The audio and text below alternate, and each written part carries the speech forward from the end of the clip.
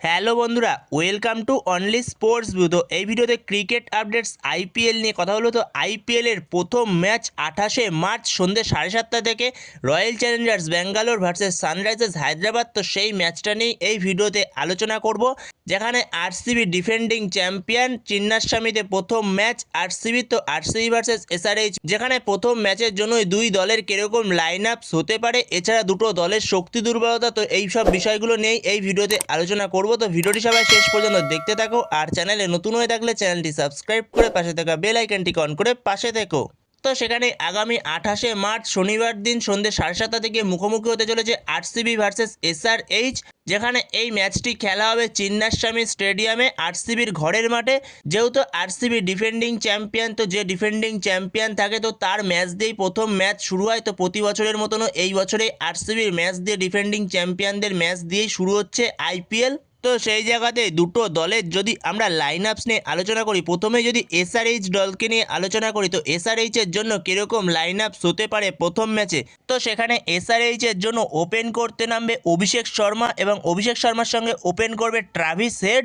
আর 3 নম্বরে নামবে ঈশান কিষান, 4-এ আসবে হেনরিক ক্লাসেন, 5 নম্বরে আসবে নীতিশ কুমার রেড্ডি, যেখানে 6 নম্বরে নামবে লিয়াম লিভিংস্টন, যেখানে 7 নম্বরে নামবে অনিকেত ভার্মা, 8 নম্বরে নামবে জয়দেব উনাদকট, 9 নম্বরে নামবে হর্ষাল প্যাটেল, 10 নম্বরে জিসান আনসারি, আর 11 নম্বরে ঈশান মালিঙ্গা। তো এটা হতে চলেছে এসআরএইচের লাইন আপস। তো এটাই হতে চলেছে এসআরএইচের লাইন আপস প্রথম ম্যাচের জন্য, যেখানে প্রথম ম্যাচেই এসআরএইচ তাদের ক্যাপ্টেন প্যাট কামিন্সকে পাবে না। তো সেই জায়গায় হয়তো ক্যাপ্টেন্সি করতে চলেছে যতটা সম্ভব ঈশান কিষান, যেখানে প্রথম 3-4টে ম্যাচের জন্য এসআরএইচের ক্যাপ্টেন প্যাট কামিন্সকে পাবে না এসআরএইচ, যেখানে যে কটা ম্যাচ এসআরএইচ পাবে না প্যাট কামিন্সকে, তো সে কটা ম্যাচের জন্য ঈশান কিষান যত সম্ভব ক্যাপ্টেন্সি করতে চলেছে। তো এটাই হতে চলেছে এসআরএইচের জন্য বেস্ট লাইন আপস। পরবর্তী সময়ে যখন প্যাট কামিন্স চলে আসবে, তো সেখানে তখন ঈশান মালিঙ্গার জায়গায় তখন প্যাট কামিন্স চলে আসবে। যেহেতু প্যাট কামিন্স নেই, তো সেই কারণে ঈশান মালিঙ্গাকে খেলানো হবে এই কটা ম্যাচ। তো এরপরে যদি প্রথম ম্যাচে আরসিবি কীরকম লাইন আপস নিয়ে নামতে পারে, তো সেই বিষয়ে যদি আমরা আলোচনা করি, তো সেখানে আরসিবির জন্য একটা ধাক্কা হতে চলেছে, যেখানে আরসিবিও প্রথম 3-4টে ম্যাচের জন্য জস হ্যাজেলউডকে পাবে না। কারণ জস হ্যাজেলউড আস্তে আস্তে 3-4টে ম্যাচ পার হয়ে যাবে, তো তারপরে গিয়ে অ্যাভেলেবেল হয়ে যাবে জস হ্যাজেলউড। তো সেই জায়গাতে দুটো দলেরই বোলিং লাইন আপসে একটু চিন্তিত থাকবে দুটো দলই, যেখানে দুটো দলেরই গুরুত্বপূর্ণ বোলার বাদ পড়েছে প্রথম কয়েকটা ম্যাচের জন্য। তো সেখানে যদি আরসিবির লাইন আপস নিয়ে আলোচনা করি, তো আরসিবির হয়ে ওপেন করতে নামবে ফিল সল্টের সঙ্গে ওপেন করবে বিরাট কোহলি, যেখানে 3 নম্বরে নামবে দেবদূত পাটিকাল। সে আগের বছরে আইপিএলটা দুরন্ত খেলেছিল আরসিবির জন্য। তো সেখানে দেবদূত পাটিকালকেই খেলাতে পারে, বা অথবা ভেঙ্কটেশ আয়ারকেও খেলাতে পারে। ভেঙ্কটেশ আয়ারকে যেহেতু নিয়েছে আরসিবি, তো সেখানে ভেঙ্কটেশ আয়ারকেও ট্রাস্ট করতে পারে আরসিবি 3 নম্বর পজিশনটার জন্য।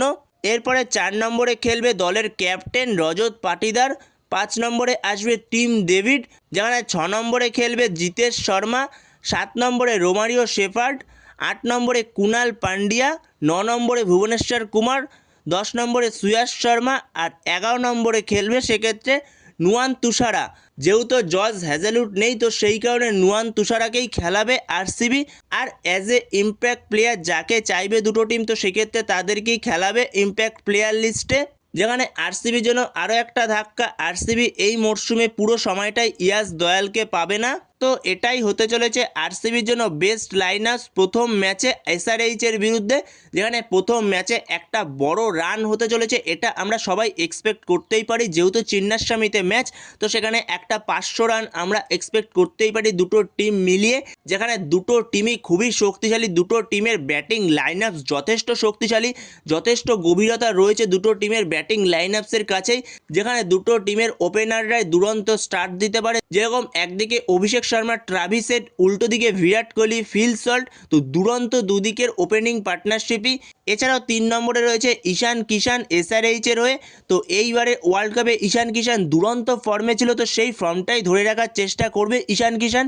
আর উল্টো দিকেও রয়েছে দেবদূত পাটিকাল অথবা ভেঙ্কটেশ আয়ার। তো সেখানে দুরন্ত একটা ফাইট হতে চলেছে, যেখানে এসআরএইচের হয়ে 4 নম্বরে রয়েছে Heinrich Klaasen, Nitish Kumar Reddy, Liam Livingstone. তো দুরন্ত একটা ব্যাটিং লাইন আপস। উল্টো দিকে যদি আরসিবির দিক থেকে আমরা দেখি তো আরসিবির কাছেও রয়েছে রজত পাটিদার, যে স্পিন দুরন্ত খেলতে পারে, স্পিনটাকে দুরন্ত ব্যবহার করতে পারে সে।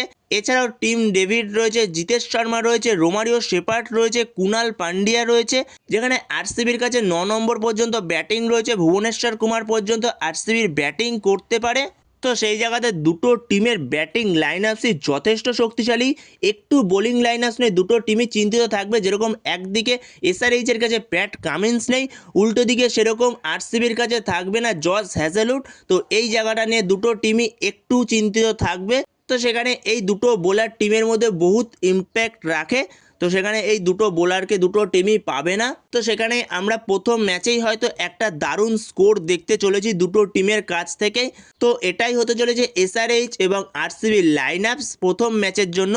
তো এরকমই হতে চলেছে এসআরএইচ এবং আরসিবি লাইন আপস প্রথম ম্যাচের জন্য। তো তোমাদের এ বিষয়ে কি মতামত? আরসিবি লাইন আপস কেমন হতে পারে বা এসআরএইচের লাইন আপস কেমন হতে পারে প্রথম ম্যাচে? তোমাদের এ বিষয়ে যদি কোনো মতামত থেকে থাকে তো সেটা অবশ্যই কমেন্ট বক্সে কমেন্ট করে জানিও। তো এই ভিডিওতে এই পর্যন্তই। তো এই ভিডিওতে এই আপডেটগুলো নিয়ে আলোচনা করার ছিল। তো ভিডিওটি ভালো লাগলে অবশ্যই লাইক, শেয়ার, সাবস্ক্রাইব করতে ভুলো না। তো নেক্সট ভিডিওতে দেখা হচ্ছে, ততক্ষণের জন্য বাই বাই।